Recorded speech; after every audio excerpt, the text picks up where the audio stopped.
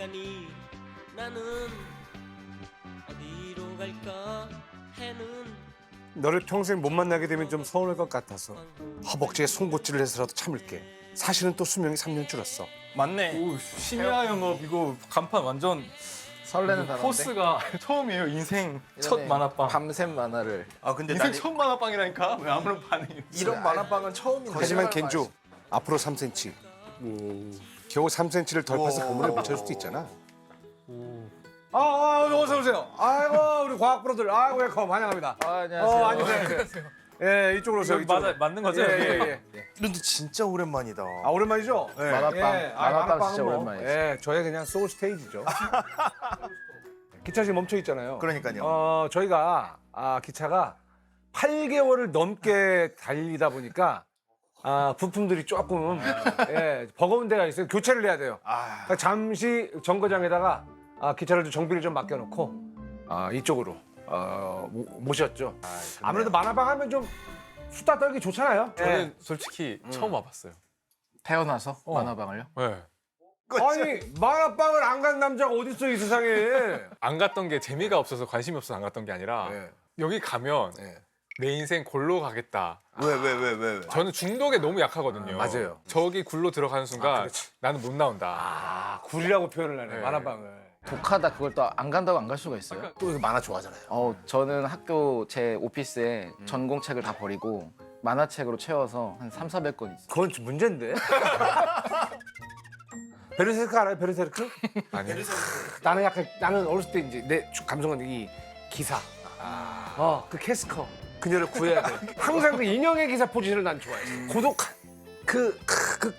남자. 그리고 오늘 약간 예. 형님이 만화방에서 깨달으신 무언가에 대해서 이야기하는 그런. 그렇죠. 자리인가요? 깨달음. 오늘 주제하고 비슷합니다. 저희가 사실 취미는 과학을 하면서 생물, 수학, 양자역학 정말 골고루 다 다루고 있잖아요. 맞아요. 안 다루는 게 없잖아요. 근데 정작 중요한 거를 안 했더라고요. 뭐지? 바로 인간. 우리? 인간. 저 사람 왜 저래? 아니 전공책을 다 버리고 만화책을 꽂았.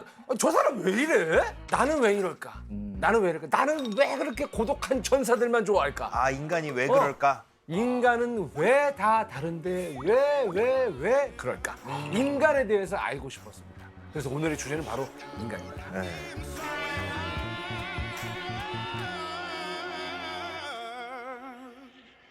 아니 근데 과학자분들은 인간에 대해서 얼마나 압니까? 사실 세상의 모든 거를 설명하기 위해서 만든 게 과학이기도 하잖아요.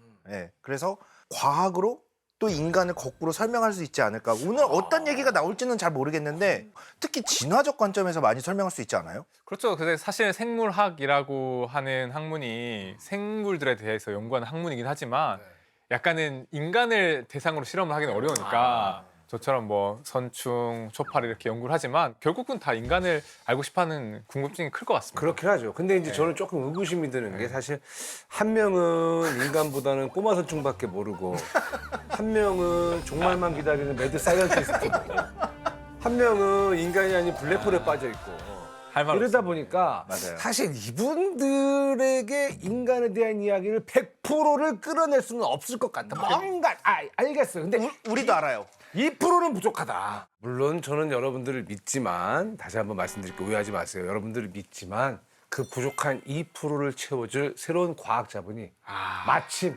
옆 기차에서 쉬고 있던 분을 제가 데려왔습니다. 모셔왔습니다. 좋습니다. 자, 모시도록 하겠습니다. 나와주시죠. Live it up. Every day you wake up singing, turn it up. Put up your hair and sing it all together. You and me, hair in the air, we're family. We got everything. 예, 오셨구나. 반갑습니다. 고충환입니다. 네. 앉으십시오. 자, 정말 어렵게 모셨습니다. 우리 교수님 본인 소개 부탁드리겠습니다. 저는 현재 성균관대학교 글로벌 바이오메디컬 공학과와 기초과학연구원 뇌과학 이미징 연구단에 있는 우충환이라고 합니다.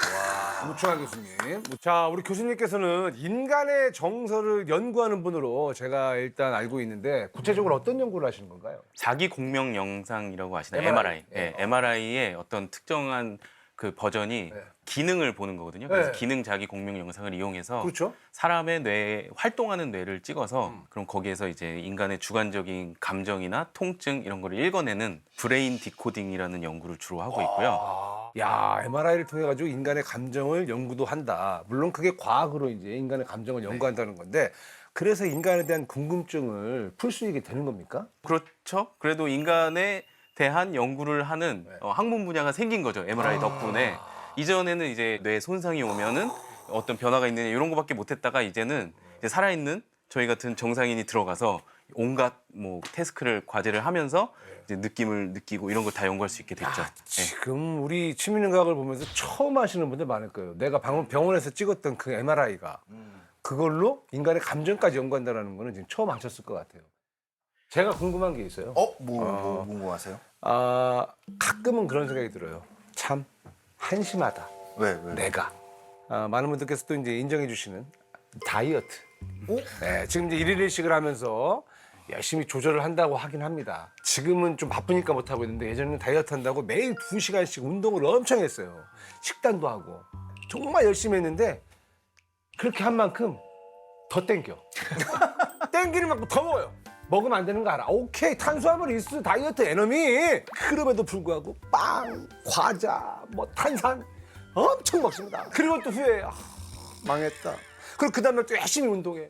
왜 인간은 늘 후회할 짓을 하는 걸까요? 예. 제 생각에는 인간에게 굉장히 고유한 기능이 이 과거에 대해서 반대 상황을 한번 생각해 보는 거거든요. 그거를 이제 카운터 팩추얼 반사실적 사고라고 하는데 반사실적 사고? 네. 이게 뭐죠, 이게? 그러니까 사실과 반대적인 한번 이렇게 시뮬레이션 해보는 거죠. 네.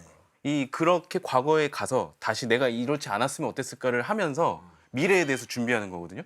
그러니까 후회는 너무 지나치면 힘들지만 사실은 네, 굉장히 적응적인 거죠. 그럼 후회하는 거는 그렇게 큰 문제는 없다라는 거죠. 네. 후회 많이 하시지 않나요? 저도 굉장히 후회를 많이 하는 진짜 편인데 많이 하죠. 약간 성공하는 사람들이 후회를 많이 하는 것 같아요. 많이 하죠. 성공한 사람들 후회를 많이 한다는 게 공감이 되는 게 그런 거 있잖아요. 양 회장, 그때 내가 그 회사를 안 팔았어야 돼. 맞아요. 그걸 안 팔았어야 돼. 이런 거 항상 그 부자들은 되게 후회를 많이 하잖아요. 예. 그래서 그런 걸 통해서 이제 미래를 대비하는 거죠. 머릿속에서 계속 시뮬레이션을 돌려보는 거죠. 맞아요. 네. 제가 재밌다고 생각하는 부분은 인간만 후회할 짓을 할까? 파리 같은 애들 알짱알짱 거리는 거 있잖아요. 우리가 먹고 있는 음식에. 네. 그럼 쟤 저러다가 우리한테 파리채 맞아서 죽을 텐데 후회할 짓을 왜 하지라고 생각할 수도 있지만 포인트는 우리 기준으로 보면 후회할 짓이지만 결국은 파리채 죽어나갈 후회할 짓이지만 얘는 후회를 느끼지 않잖아요. 아니요. 후회를 아예 안 하는 건 아닐 것 같은데 왜냐면 저희 이제 뇌과학에서는 리플레이라는 말이 요새 굉장히 인기거든요. 리플레이.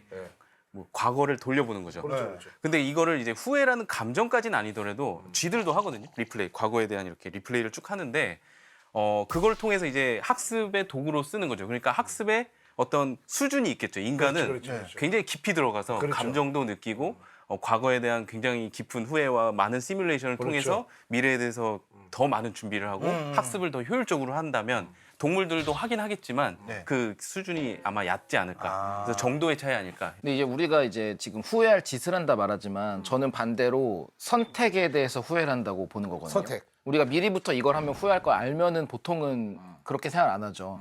근데 이렇게 선택을 했을 때 만약 선택지가 하나밖에 없으면 사실 후회할 일이 없을 거예요.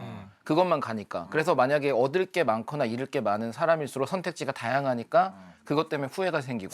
이것도 일리가 있네. 얻을 게 많거나 잃을 게 많은 사람. 네. 사실 후회를 한다는 것 자체가 인간이 학습도 있지만 저는 상상 때문에 그런 일이 생긴다고 봐요. 내가 이걸 골랐을 때 어떤 일이 있었을까를 상상할 수 있는 능력이 있으면 후회가 되지만 상상을 못하는 생명체한테는 후회가 없죠. 근데 기억으로만 남으니까. 그러니까 제가 아까 계속 하고 싶었던 이야기가 예를 들면 우리 다이어트 상황에서도 다이어트를 하는 상황에서도 이 음식을 먹으면 내가 후회할 거야라고 인식을 하잖아요. 근데 그런 의미에서 보통 요즘 뇌가 뭐냐라고 했을 때 예측 기계라고들 많이 얘기하잖아요. 그런 의미에서 이렇게 예측 능력이라고 하는 게 다른 우리랑 가까운 유인원 이런 애들이 얼만큼 있을지 정말 궁금하네요. 근데 유인원까지만이 아니어도 가끔씩 인터넷 영상 보면 되게 똑똑한 개들은 사고를 치면은 혼날 걸 알고 그렇지. 숨거나 맞아요, 맞아요. 눈동자 이게 다르잖아, 솔직히.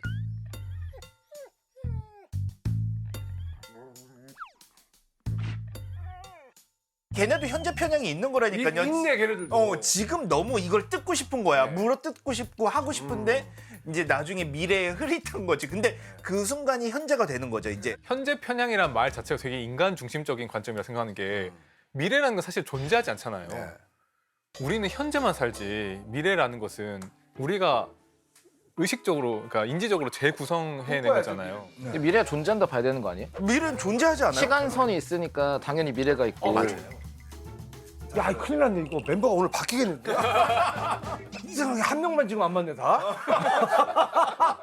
후회할 짓을 제가 지금 하고 있습니다. 아 근데 하여튼 그래서 이런 얘기가 있어요. Remembering future. 미래를 기억한다. 미래를 기억한다고. 오, 되게 시적인데 뭔가. 기억하는 게 사실은 저희 뇌에서는 해마랑 전전두엽에서 이제 그런 역할을 하는데 그 역할이 이제 저장을 한 다음에 네. 그 영역이 언제 또 활성화되냐? 미래에 대해서 생각할 때 또 활성화돼요. 네, 네. 이게 과거와 미래 그리고 또 자기가 없는 상황에 자기를 이렇게 넣어가지고 그게 이제 미래에 대해서 상상하는 거죠. 미래에 내가 여기 있었으면 어떻게 될까? 그러니까 과거를 회상하는 것과 미래를 예측하는 것이 뇌 같은 수준에서는 같은 비슷한, 메커니즘일 네. 수도 있겠네요. 네, 아. 그렇죠. 특히 인간이 그게 또 뛰어난 거고. 뛰어나죠. 그 아무래도 뛰어난 두뇌가 이유가 크니까. 예. 언어인 것 같아요. 저는. 동물 그러네. 동물 언어가 뭐. 근데 이게 정말 저는 정말 띵언 머리 땡띵하게 만드는 발언이신 것 같은 게 우리가 예를 들어서 100년 뒤 혹은 1000년 뒤 혹은 100만 년 뒤를 예측하고 상상할 수 있으려면 우선 100만 년 뒤라고 하는 개념이 있었잖아요. 맞아요, 맞아요. 근데 그 100만 년 뒤라고 하는 개념은 언어적인 구성물이니까 언어가 발달해야지만 미래를 예측할 수 있는 능력이 나오겠네요. 저희가 상상을 하는 거에 두 가지 버전이 있다고 해요. 하나는 mind's eye라고 해서 마음의 눈 버전. 이건 비주얼 하는 거죠. 비주얼라이즈. 그러니까 시각적으로 상상을 하는 버전이 있고요. 두 번째는 언어적으로 mind's mind라고 하는데 마음의 마음. 그래서 이 저희가 생각을 할 때 이렇게 굉장히 의미적으로 생각을 하는 거죠. 근데 이 반추 사고는 의미, 마음의 마음 시스템과 관련이 좀 더 깊고 반추사가 뭡니까? 반추. 루미네이션이라고 하는데 루미네이션? 반추가 보통 이 소가 음식을 먹고 다시 이렇게 개워가지고 다시 먹고 하는 그러니까 계속 되새김질. 네. 근데 이 과거에 안 좋았던 일을 계속 되새김질하면 그럴 때 이제 부정적인 감정이 쌓여서 약간 우울증에 취약해질 수도 있고. 그러니까 언어가 이 결국에 과거의 후회나 미래에 대한 상상에 그 특히 부정적인 생각의 경우에는 언어가 되게 중요한 거예요. 무조건 공감합니다.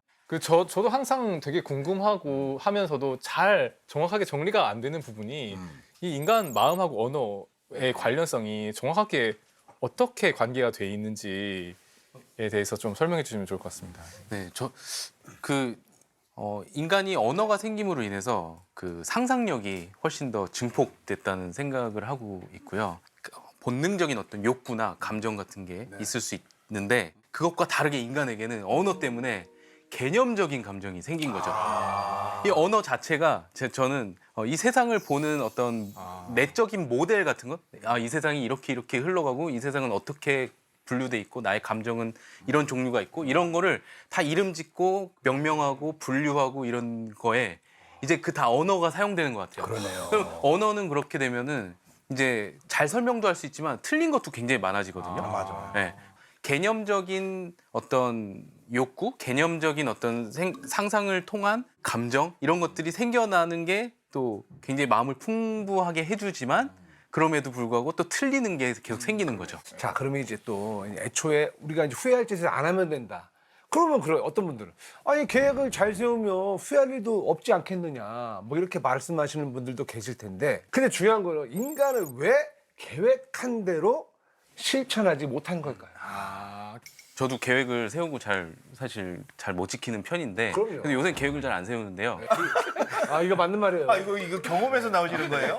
예, 제가 진짜로 계획을 세울 때는 시뮬레이션을 하잖아요. 미래에 대해서 그렇죠. 상상을 하는데 그렇죠. 사실 자기의 좋은 거 그러니까 뭐 내가 정말 잘할 때 요럴 때 상상으로 이제 다 세우는 거죠. 그러니까 모든 게 이상적인 상황에서 만들어지는 거죠. 그렇지. 근데 일은 언제나 그렇게 가지 않죠.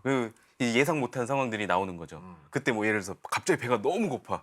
그럼 오늘만 하고서 이제 먹는 거죠. 그렇죠. 네. 그런 게 이제 예상 못한 우리의 시뮬레이션 능력이 한계가 있는데 나의 생리적인 욕구를 계획 세울 때는 아예 무시해 버리는 거죠.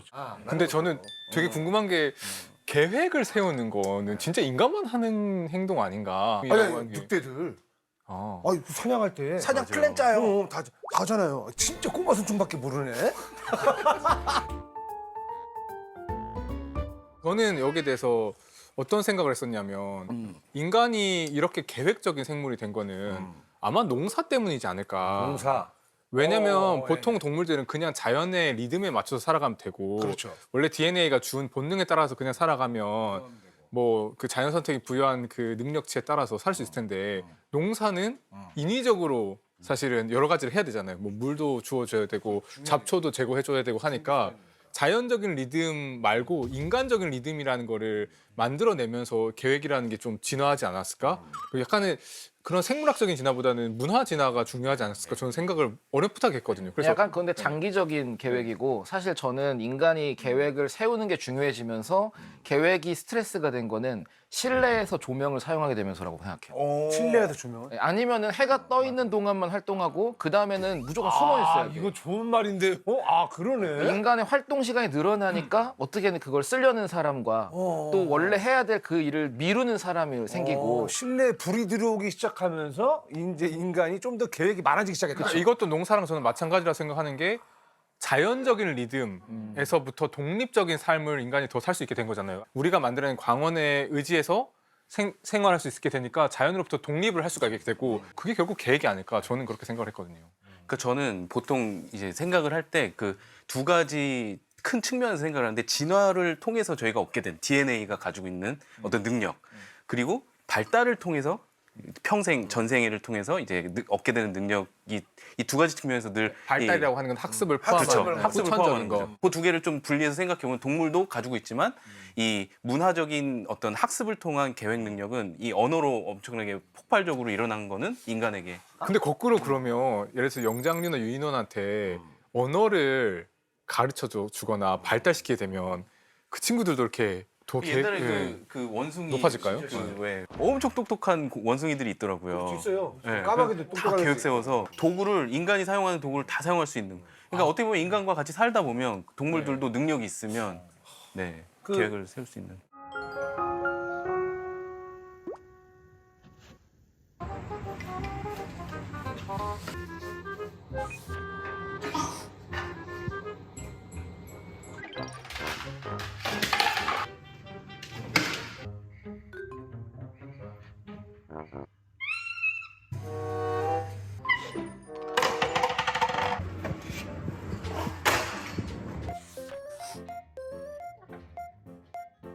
그 계획 좀 안 되는 거 있습니까? 다이어트요. 다이어트요. 다이어트 안 되고. 바로 나와. 내 의지가 중요해요. 의지가 있는데 아까도 말씀하셨듯이 세상은 나를 그렇게 두지를 않거든요. 봐봐요. 내가 예전에 같았으면 여기 있는 거 오프닝 때 다 끝냈어요. 근데 앞에 있는 거 다 끝냈어요. 근데 자제를 하잖아. 이게 그냥 과자입니까? 이거 입에다 넣으면 녹는 과자인데? 이거를 내가 주먹으로 안 줍잖아요. 딱 한두 개만 먹자. 이거부터가 이게 자세가 중요해요. 자제. 근데 저 진짜 데프콘님 제가 팬인데 예. 옛날도 되게 보기 좋으셨어요. 다쳤을 때요? 네. 아 진짜요? 그리워요. 왜 그랬단 얘기죠? 너무 포근한 인상과 예. 네 그래서 아니 근데 그립긴 한데 그 몸으로 가면 방송에 입고 나갈 옷이 없어요. 근데 네. 저는 형님이 인간으로서 너무 신기한 게 네. 저는 의지를 믿지 않는 사람이거든요. 사람의 이 의지로 바꿀 수 있는 게 없다. 네. 환경이 중요하다. 네. 그렇죠. 환경은 무슨 자기의 변화를 원하면 난 마음 먹고 뭐가 되겠어 열심히 해보겠어 이건 절대 저는 오래 가지 못한다고 생각하거든요. 환경을 바꾸면 사람이 바뀐다 생각이 저절로. 네. 근데 형님 진짜 의지로 하신 것처럼 이렇게 얘기를 하셔가지고 저희를 움직이게 하는 거는 네. 환경도 정말 중요하고 이 환경과 나 스스로의 상호작용을 통해서 나의 가치 시스템이 바뀌는 그렇죠. 가치. 시스템. 내가 시스템. 뭐가 나에게 가치 있는가 나에게 가치의 우선순위가 오면 점점 더 이렇게 그렇게 움직이게 되고 그렇죠, 맞아요. 그리고 나는 우리 교수님 말에 정말로 공감 많이 하는 게 계획 있잖아요. 미래를 그려보는 거예요. 잠깐만. 한번 여기서 내 인생의 이제 2라운드인데 제대로 한번 또 변신 한번 해볼까? 뭐가 제일 좋을까? 잠깐만. 살을 한번 빼볼까? 살이 빠졌으니까 스타일도 좀 바꿔볼까? 그러면서 스타일링도 바뀌고. 그러다 보니까 지금 얻게 되는 피드백이 예전하고 또 달라요. 아 요즘 장난 아니죠. 느낌이 다르세요. 이 얘기를 하시니까 환경은 사실 뭔지 되게 쉽게 표현할 수 있잖아요. 네. 근데 의지라고 하는 거는 그 뇌과학적으로 뭐라고 설명할 수 있어요? 의지가 도대체 뭐예요? 의지가 뭐냐고요? 네. 이 의지 연구는 보통 이 뇌과학에서 전전두엽 기능과 굉장히 많이 연결해서 전전두엽의 가장 중요한 게 이제 모든 걸 뭐 억제하고 그래도 선을 넘지 않도록 이렇게 하는 기능이라서 이 전전두엽이 중요한 역할을 한다고 알려져 있고요. 보통 옛날에 이제 그 정신 분석 뭐 이런 이론들에서 나온 아이디어인데 뭔가 욕구가 확 올라오면 그걸 이렇게 눌러주는 그런 게 이제 전전두엽의 역할이다. 그러니까 그 아래서 올라오고 위에서 내리고 이게 이 경쟁 구도거든요. 두 개의 자아가 경쟁하는. 슈퍼에고. 그런 얘기가 많이 됐었는데 요새 좀 관점이 바뀌고 있어요. 근데 요새는 그게 아니라 내가 하나다. 그래서 이 모든 게 인터랙션을 통해서 늘 나의 가치와 나의 감정과 나의 의지는 늘 새롭게 만들어지는 거다. 매 순간 새로운 목표를 세우고 그게 이제 환경의 영향을 저는 또 받는 것 같아요.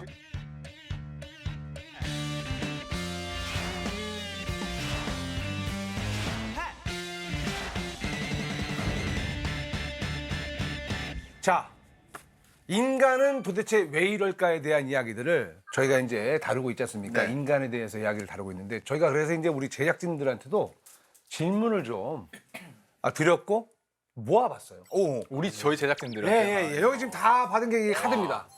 우리 제작진들. 예. 이렇게 많이 해요 오늘? 예. 아니 이제 날려야죠. 자, 어떤 질문들이 있는지 한번 볼게요. 좋습니다. 자, 그래도 앞에 걸 한번 봅시다. 자, 우리 취미는과학 최연소 승무원입니다. 예, 23살 김승희 작가. 소리 질러! 자, 저분입니다.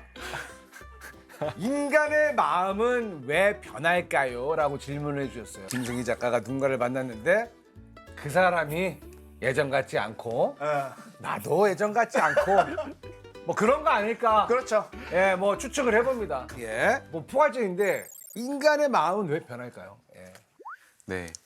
그 인간의 마음이 뭔가를 좀 생각을 해봐야 되는데 옛날에는 그 뇌의 어떤 상태, 그러니까 어떤 고정된 어떤 상태를 마음이라고 봤다면 지금은 계속 변하는 동력학적인 역동적인 과정으로서 마음을 보는 관점이 좀 대세인 것 같아요. 특히 이제 마음이라고 하는 게 환경과 계속 상호작용을 하면서 만들어지는 거거든요. 그러니까 뇌는 가만히 있는 그 기관이 아니고 가장 저희한테 중요한 환경은 저희 몸이고요. 몸에서 주는 생리적인 어떤 환경들이 계속 변하고 이 주변 환경도 계속 변하고요. 경험도 변하고. 그래서 계속 변하는 거에 맞춰 가려다 보니까 이제 마음이 변하겠죠. 그 마음은 변하는 건 너무 자연스러운 거고 아까 말씀드렸듯이 계속 만들어가는 거죠. 변심이라고 하죠. 화학적으로는 어떻게 보세요? 인간의 마음이 왜 변할까?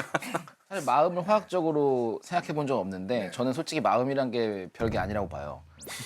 왜냐하면 우리가 정보들 중에 내가 선택하는 그거라고 봐요. 그래서 맛있다. 그럼 내가 입력된 미각 중에 이게 맛있다는 걸 선택한 것뿐이고 마음이 변했다는 건 내 기존 선택에서 다른 선택으로 갈아탄 거죠. 결국에 갈아탔다는 건 기존보다 다음 게 더 좋은 거야. 그러니까 내가 지금 처한 환경보다 다음 대안 좋은 게 보이면 자연스럽게 사람은 그쪽으로 마음이 갈 수밖에 없어요. 그러니까 마음이 변했다는 건 지금 내 환경보다 내 입장에서 더 좋은 무언가 나타난 거고 변했다는 게 잘못된 게 아니라 자연스러운 흐름. 그러니까 이게 진화 생물학적으로 봤을 때는 결국은 왜 우리 마음이 잘 변하느냐. 마음이 안 변하신 조상님들은 다 돌아가셨거나 짜게 선택을 받지 못했기 때문이라고 네. 적극적으로 해석을 할 수가 있죠. 근데 생각해 보면 어떤 생물이 있는데 생물의 변화라고 했을 때 두 가지 차원이 있는 것 같아요. 하나는 몸의 변화, 또 하나는 마음의 변화. 마음의 변화. 근데 우리처럼 굉장히 정교한 몸, 아주 다양한 뭐 눈도 있고 코도 있고 입도 있고 뭐 장기들도 있고 되게 복잡하고 섬세한 구성으로 돼 있는 시스템은 몸을 바꾸기가 힘들어요.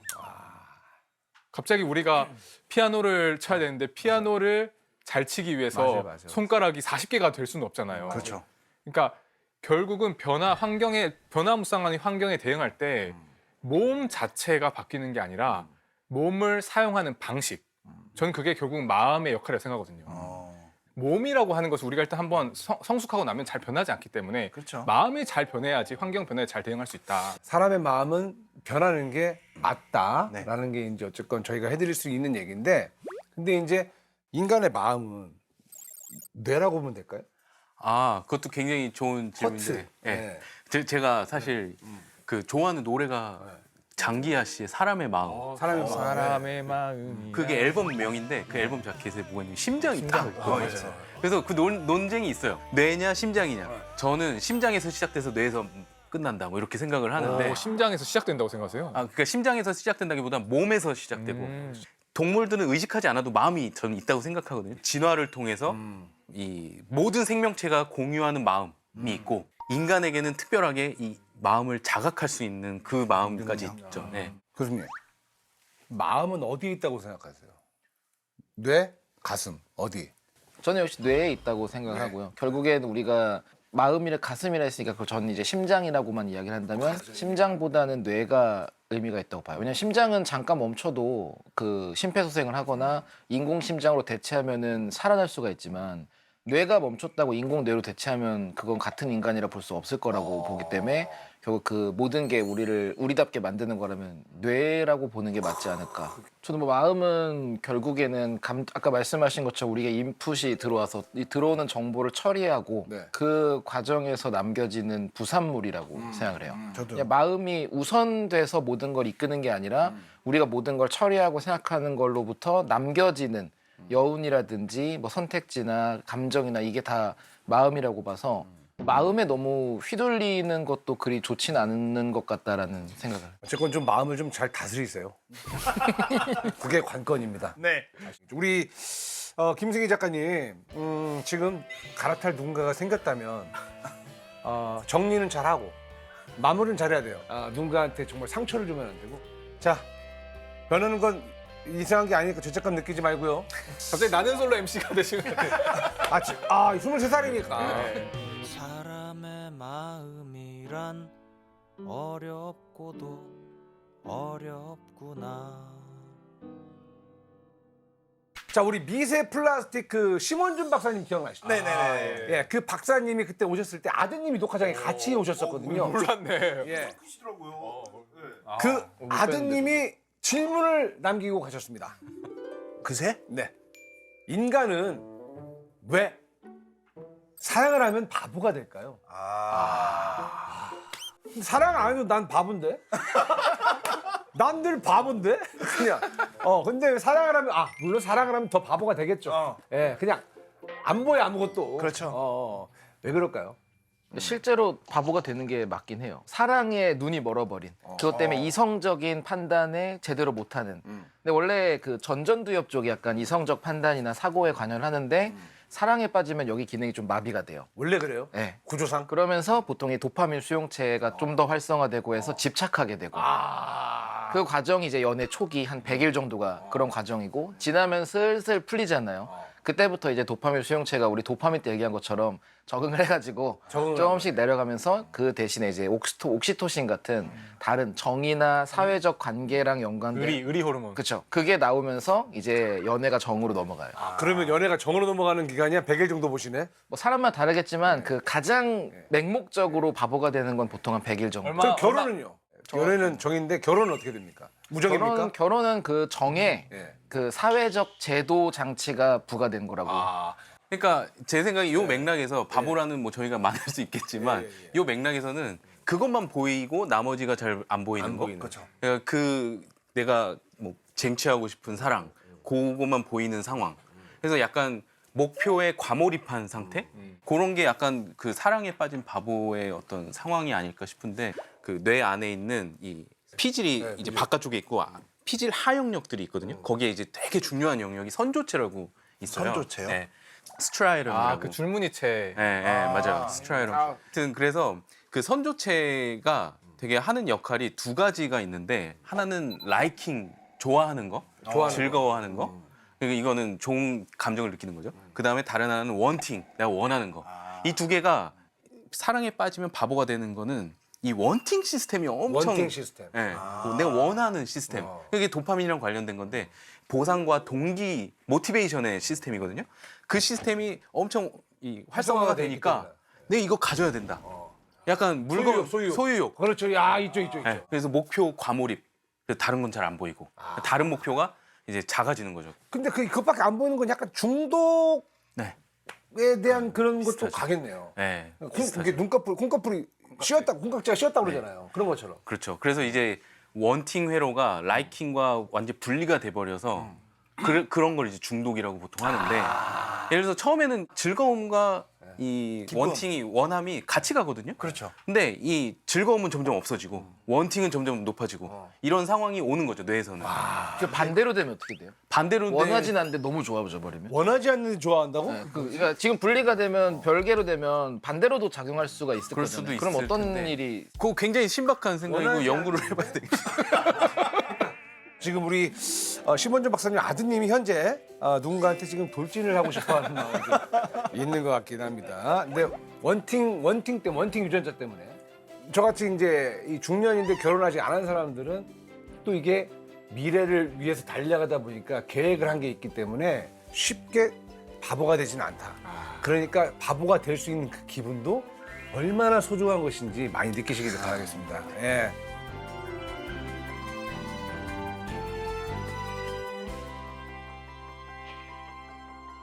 자, 여러분들도 좀 주변에 뭐 좀 물어본 걸로 아는데 혹시 질문 받은 게 있습니까?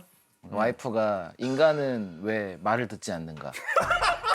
왜 하필 아내분이 그런 얘기를 했을까요? 아니 근데 약간 이 질문에 앞에 한 글자가 생략된 것 같아요. 이 인간은 그렇죠. 그럴 수도 있어요. 말 안 들어요? 아내분 말? 저는 잘 듣는다 생각하죠. 대부분의 남자들이 자기는 잘하고 있다 생각하지만 아닌 것처럼 또 그 아들이 또 질문 하나 했었는데 어른은 왜 매일 술을 마시나? 약간 이게 두 개가 아빠한테 하는 왠지 메시지가. 맞아떨어지는 느낌이. 약간 우회 질문이네, 우회 질문.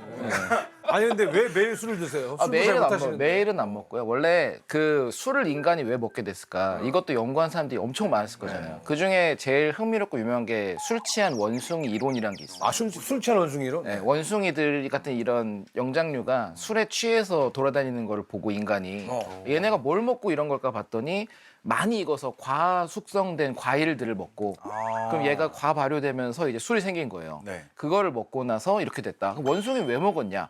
기본적으로 많이 익은 건 당분이 많아요.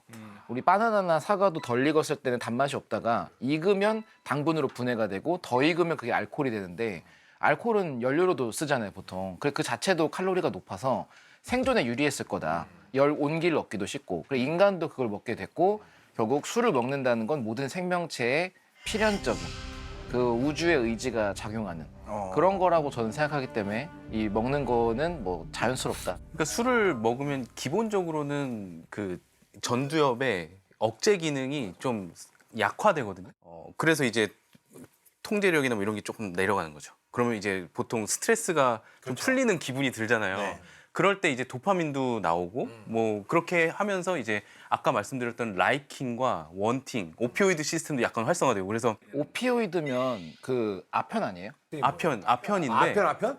내 아편을? 몸이 만들어내는 아편이 있거든요. 예? 아 그래요? 내가 마약을 만들어요? 네. 이게 마약은 그러니까 외부에서 먹는 마약은 중독성도 강하고 뭐 부작용이 굉장히 강하지만 저희 몸에 굉장히 안전한 아편이 있습니다. 뭡니까? 그게 엔돌핀이라고 옛날에 엔돌핀, 한참 알려져 있는 그 엔도제너스 오피오이드라고 하는 내재적인 아편이 있어요. 그 약간 고통을 잊게 해주는. 그렇죠. 아, 그래서 보상이죠. 그 라이킹 좋아하는 것과 원하는 거, 원킹. 네, 원팅 이게 처음에 술을 마시면 이게 조금씩 나오다가 문제는 라이킹은 점점 줄어들어요. 같은 도즈를 먹어도 같은 양을 먹어도 이제 좋아하는 것보다는 이제 계속 원하는 게 올라가다 보면 중독이 되고. 그렇죠. 더 센 술을 걸로.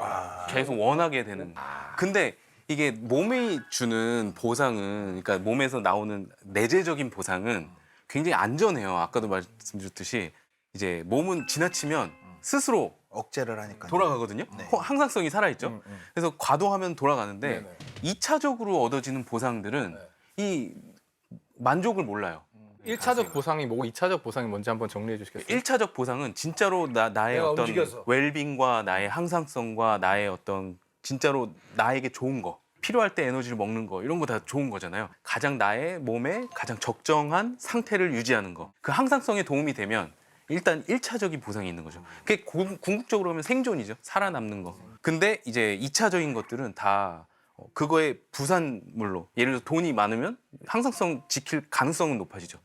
그러니까 뭐 필요할 때 영양소를 얻을 수 있으니까 2차적인 보상은 과도한 거를 잘 알기가 어려워요. 왜냐하면 그거 자체에 대한 어떤 항상성 기제는 없군요, 우리한테. 그래서 이제 술 같은 것도 그 사실은 몸에 별로 안 좋은데 매일 먹으면 안 자꾸 좋죠. 막 또 계속 먹지. 찾게 되는 게 이제 그 2차적인 보상이 이 강화되면 결국에는 원팅은 올라가는데 라이팅은 줄어들고 내 몸에는 결국 좋은 것도 없는데 밸런스가 깨진 거네. 그렇죠. 아니 근데 저 보통 이제 그 술을 왜 먹냐고 이렇게 물어보면 보통 이제 저 같은 경우는 뭔 상관이야? 라고 할 수도 있는데 시비 거냐고. 과학자들은 술을 먹는 이유도 약간 과학적으로 설명하니까 맞아요. 되게 좀 흥미로운 것 같습니다. 아무튼 뭐 가족분들이 원하시니까 조금만 줄이시면 좋을 것 같습니다. 술도. 자 우리 항 박사님은요? 저도 이제 처형한테 여쭤봤더니 인간은 왜 뒷담화를 하나? 앞담화를 안 하고 뒷담화. 앞담화를 안 하고 상처를 좀 많이 받으셨나 보다. 최근에. 글쎄요. 이거는 또 제가 조심스러운 부분이라. 아니 근데 뒷담화 안 당하는 사람이 어디 있어요? 아, 그럼요. 네, 호사가들 다 뒤에서 이렇게 떠들고. 네. 사실 저랑 같이 연구실에 있었던 지금 다트머스 대학의 교수로 있는 룩챙이라는 그 교수가 있는데 룩챙 교수. 룩챙이 이 뒷담화 가십에 대한 연구를 해서 가십. 가시. 네. 아, 2021년에 논문을 낸 거를 제가 이제 보니까 긍정적인 기능이 3가지가 있다. 이러면서 첫 번째 사회적 학습. 그러니까 다른 사람이 뒷담화를 하는 걸 보면서요. 이 사람들이 이 사건에 대해서 이렇게 생각하는구나 하면서 제가 어떻게 행동해야지 하고서 이렇게 배우는 거죠. 그러니까 뭔가 그 간접적인 경험을 하는 거죠. 그렇죠, 그렇죠. 네. 두 번째는 뒷담화를 하면 마음을 연대요. 같이 얘기한 사람 서로 자기 씹으면. 얘기를 하게 된다. 서로 씹으면. 그러니까 말하면 안 되는 약간 비밀스러운 거를 얘기하면서 자기 마음을 오픈한다는 거죠. 그러면서 이제 그 그룹에 대한 어떤 결속력? 뭐죠? 집단 결속력이 강해지면서 그 연구에서는 다음 어떤 과제 같은 걸 줬더니 협력이 올라갔다는 거죠. 그 뒷담화를 했던 팀이 더 협력해서 더 좋은 결과를. 시각시가 되니까. 본능적인 것 같아요. 네. 본능 살기 위한 어떤 생존의 네, 근데 왜 뒷담화가 이렇게 흔할까? 앞담화를 했던 선조들은 맞아 죽었다. 아 제가 해봤어요. 앞담화 해봤어요? 앞담화를 해봤더니 앞담화 누구? 걔도? 걔도? 야, 나 너 싫어. 이렇게. 지금은 항성시대! 아니 그게 아니라 앞담화는 해결 방법이 없어요. 앞담화. 무조건 갈라서는 근데 거예요. 앞담화는 없어요. 앞담화가 아니라 싸우자예요. 그렇죠. 그러니까 앞담화가 아니라 나 네가 마음에 안 들어. 그럼 그냥 가서 너랑 끝낼 생각을 하고 해결하는 거지. 실은 사회에 어쨌든 어떤 권력 관계들이 있으니까 나보다 권력이 더 있거나 힘이 더 센 사람. 그래서 내가 그 앞에서 앞담화를 했을 때 내가 피해를 받을 가능성이 크다면 그런 행동을 하는 건 사실은 유리하지가 않기 때문에 뒷담화를 하는 수밖에 게 없다. 생존 전략일 것 같다. 그렇죠. 생존이. 그리고 누군가 강한 대상이라고 한다면 그 강한 대상이 여러 명을 억압하고 있다면 사실 뒷담화를 통해서 조용하게 우리가 마찬가지의 감정을 느끼고 있다는 걸 공유하고 힘을 합쳐서 몰아내야 되잖아요. 집단 생활이라는 걸 하기 시작하면서부터 사실은 저는 이 뒷담화가 필터링 역할을 해왔다고 생각을 하거든요. 왜냐하면은 우리 부족과 함께 가는 데 있어서 오히려 장애가 되는 사람을 도태시키거나 그 사람을 배제시키기 위해서 나머지 사람들이 뒷담화를 하면서 수근수근하면서 그런 식으로 발전을 해온 게 아닐까 애초에. 근데 지금은 조금 달라졌죠 그 이야기가. 인간은 원래 뒷담화에 최적화된 생물이라 보고요. 사실 우리가 아까 동물도 뒷담화는 했지만 우리 언어를 쓰기 때문에 뒷담화란 말이 있는 것뿐이지 막 원숭이 이런 애들도 뒤에서 몰래 막 훔쳐가고 이런 행동은 해요. 맞아. 그렇잖아요. 근데 사자는 그런 짓을 하지 않아요. 걔네는 무력이 있고 원래 정면에서 사냥을 하는 애였고 센 걸 아니까. 인간은 정면 승부를 하기엔 육체적 능력이 너무 떨어져. 그래서 집단으로 뒤에서 습격을 하거나 함정을 파거나 계속 추격하거나 이런 식이었잖아요. 그러니까 인간은 원래 앞에서 공격하는 거를 익숙하지 않은 생명이에요. 그래서 원래 뒤에서 했던 습관이 우리는 자연스럽게 말이 무기가 되면서 뒷담화를 하게 된 거고 모든 역사는 사실 제일 큰 일들은 다 뒤에서 일어나요. 인간들 계략을 세워서 함정을 파고 하고 뒷담화는 결국 제 생각에는 걸리지만 않으면 돼. 그럼 뒷담화로 끝나요. 그런 말이 있잖아요. 오히려 현대인들보다 과거 야만인들이 더 공손했다고. 함부로 하면 머리가 쪼개졌지만 현대인은 내가 무슨 짓을 해도 죽지는 않는다는 걸 알기 때문에 오히려 더 그 거만하고 무례하고 이렇게 됐다. 그래서 허위 사실 이런 것도 우리가 말이 무기다 보니까 이게 제일 편한 거죠. 창작을 해서 뭔가를 만들 수 있는 능력이 생겼는데 그게 언어라면 누구든 할 수 있으니까. 그럼 어디까지 뒷담화로 칠까요? 예를 들어서 뭐 요즘에 뒷담화만 하면 다행인데 말씀드린 것처럼 없는 얘기를 이제 지어가지고 막 부풀려서 그러니까 제가 예전에 저기 뭐야 거기 저 부장님이랑 얼마 전에 부장님 차 타고 막 이런 막 없는 얘기 같은 거 있잖아. 그런 거를 막 진짜 같이 더 만들어 버리잖아요. 제가 옛날 이야기들 되게 좋아해요. 옛 이야기. 그러니까 우화 같은 거 있잖아요. 그게 왜 좋으냐면 어떤 인간의 굉장히 깊이 있는 욕구와 어떤 죄책감과 어떤 그 희망과 뭐 이런 게 다 담겨 있는 이야기들이거든요. 세상에 대한 모델이 사실 거기에 있는 거예요. 이 이야기에는. 그러니까 저는 인간이 그냥 이야기를 스토리텔러인 것 같아요. 이게 뭐 아까 언어와 상상력 언어와 이런 글씨. 것들이 있으면서 이야기를 만들어내는데 아주 최적화된 뭐 그런 동물이 된 거죠. 존재가 된 건데 저는 이야기를 만들어내는데 중요한 시스템이 뇌를 보면 두 가지 정도인 것 같아요. 네. 하나는 그 해마와 전전두엽 그 해마가 보통 스토리텔링의 가장 중요한 그 구조라고 하는데 과거를 기억하는 데 되게 중요하거든요. 과거에 있었던 일들, 시간, 뭐 장소, 뭐 상황 이런 것들을 그림같이 이렇게 저장을 하는데 그걸 또 꺼내가지고 연결하면서 이야기를 만드는 내러티브. 그래서 내러티브를 만드는 그런 구조가 해마와 전두엽의 그 구조고요.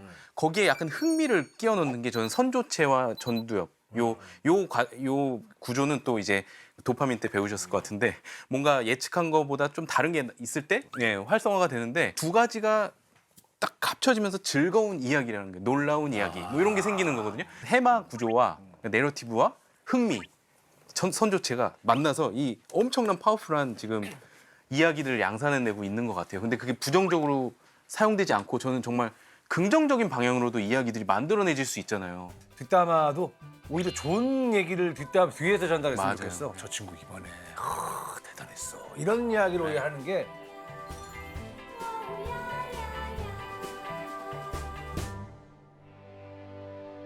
EBS 김광호 편성 센터장님께서 센터장님이요? 예.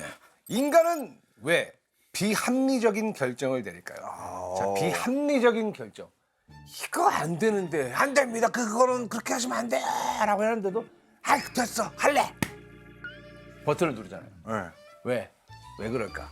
바보라서 그런 거 아닐까요? 되게 주관적. 근데 사실 그런 거 있잖아요. 바보가 진짜 멋있는 거 어떻게 보면은. 왜냐면 되게 순정, 낭만, 로망 이런 거잖아요. 그 비합리적인 선택을 하는 거는 그 사람이 낭만이 있는 거야. 합리적인 걸 다 제껴두고라도 이걸 선택해서 한번 해보고 싶은. 그래서 저는 비합리적인 선택을 하는 사람들을 되게 존중해요. 근데 제가 말한 거 예를 들어서 뭐 비행기를 만들어 하늘을 날겠다. 이건 목숨을 걸고 하는 도전이고 되게 어떻게 보면 비합리적이잖아요. 그거를 도전을 해서 해낸 사람들이 있고 그 결과가 크게 남아있는 거고 우주를 가는 것도 사실 그런 의미기도 하죠. 지구에서 충분히 살 수 있는 환경이었는데 왜 그 엄청난 돈을 들여서 우주에 쏟아붓고 있느냐. 다 비합리적인 건 저는 낭만이 있다고 보고 낭만. 예, 그게 그 자체로도 가치가 있다 생각해요. 인간의 합리성에 대해서 단어가 있어요. 제한된 합리성. 제한된 합리성? 네. 그건 뭐죠? 그러니까 미미에서 걸어놔요? 바운디드. 그러니까 인간은 완벽하게 합리적인 게 우리의 목표가 아니에요. 합리적인 결정을 내리는 게. 그러니까 AI 같은 경우는 완전히 합리적인 결정 떨어지게 나오죠. 끝까지 가보고 막 가장 합리적인 결정을 하는 게 목표일 수 있겠지만 예. 인간은 저는 뭐 이대환 교수님께서 가장 잘 아실 거라고 생각하는데 진화를 통해서 사실 저희가 합리적인 게 목표가 아니고요. 생존이 목표였던 거죠. 근데 생존은 아까도 말씀드렸듯이 이제 이 환경이 계속 변하잖아요. 그렇죠. 너무 다양한 환경에 적응을 해야 되고 그렇다 보면은 어떤 상황에 대해서 완전히 최적화된 결론을 내리고 그거를 맞춰서 행동을 하다 보면 이게 다른 상황에 가면 또 안 되는 거죠. 그러니까 인간에게는 어떻게 보면 그냥 적당히 좋은 결정 이런 게 굉장히 중요한 어떤 기술이 된 거죠. 그 예전에 노벨상을 받은 데니얼 카네만 같은 분이 사실 이걸로 이제 노벨상을 받으신 건데 의사 결정에서 왜 인간이 자꾸 오류를 저지르고 그렇죠. 그런 거에 대한 이제 연구를 하셨는데 그거에 대한 결론이 이제 그 휴리스틱이라고 하는 단어를 쓰거든요. 저희가 휴리스틱. 전부 모든 상황을 다 고려해서 오랜 시간 고민해서 하기보다는 이 한정된 인지적 자원과 이런 것 때문에 그냥 일단 가장 쇼컷을 하는 거죠. 그러니까 지름길로 가는 거예요. 그 데니얼 카네만이 되게 강조한 게 뭐냐면 저희가 이 인지적 오류를 그거를 그냥 받아들이는 게 아니라 그걸 극복해야죠. 그런 극복의 이제 목표로 통계적 사고 방식을 말씀하셨어요. 통계적 사고 네. 방식. 모든 게 확률적인 거죠. 그런 게 이제 사실 도박사의 오류라고 잘 알려진 오류거든요. 인지적인 오류.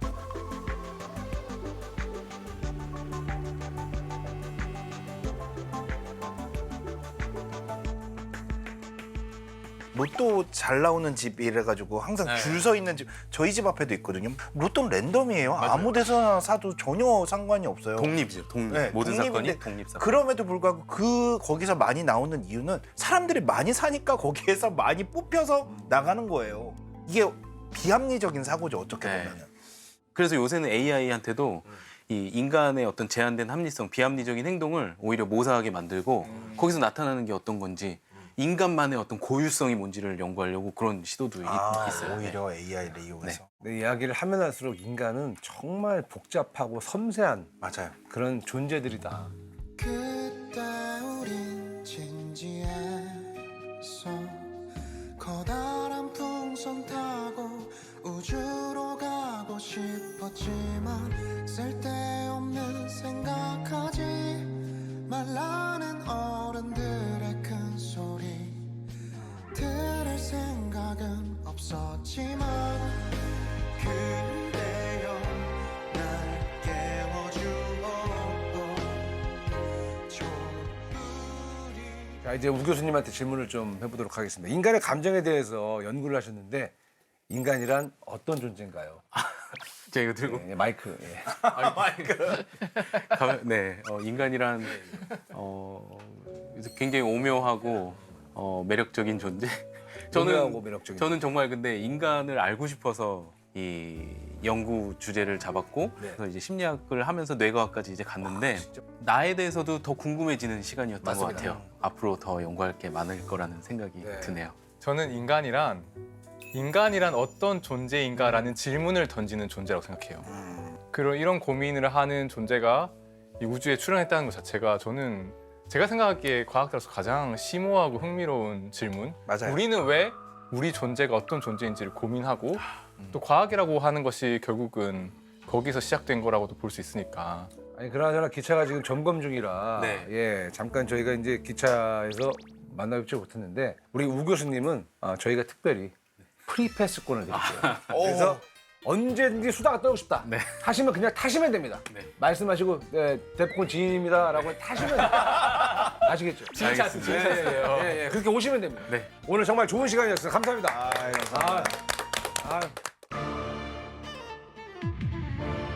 세상이 대체 왜 이래? 이놈의 세상 대체는 나한테만 왜 이러는 거야? 세상을 과학으로도 설명이 가능할까요? 세상은 그래도 과학으로 설명할 수 있지 않을까. 인간보다 오히려 쉬울 수도 있죠. 이 세상을 설명하기에 가장 적합한 분을 모셨습니다.